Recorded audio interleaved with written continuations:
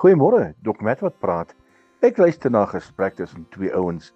Nou staan hulle in stry. Nou sê die een vir die ander: "Vra hom." Nou sê die ander een: "Nee, ek kan hom nie vra nie. Ek het nie die vrymoedigheid nie."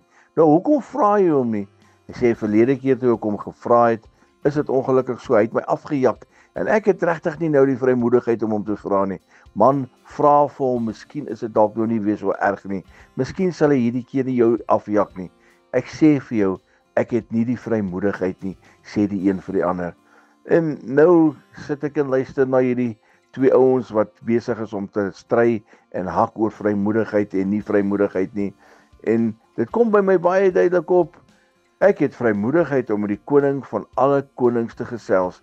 Hierdie ou wou 'n guns gehad het by die ander ou en hy het nie vrymoedigheid gehad om te vra nie. En dit is so, as ek iets by Jesus nodig het, ek het vrymoedigheid om na hom toe te gaan. Hy sê, "Kom na my toe, almal wat vermoeid en belas is." En as jy 'n probleem het, dan nooi hy ook, dan sê hy ook, "Kom na hom toe. Vra vir my net wat jy wil en jy sal dit verkry." So my liewe vriend, as jy vrymoedigheid het om na Jesus toe te gaan, uiteraard het jy 'n skoon kanaal, 'n kanaal wat oop is en jy kan met die koning van konings ter enige tyd gesels en met vrymoedigheid na hom toe gaan. Wat is vrymoedigheid? Jy hoef nie te twyfel nie. Jy hoef nie bekommerd te wees dat die persoon jou gaan afjak nie, want jy weet, Jesus gaan altyd daar wees. Hy gaan altyd luister. Jy kan vrymoedigheid hê om na die koning van konings te gaan.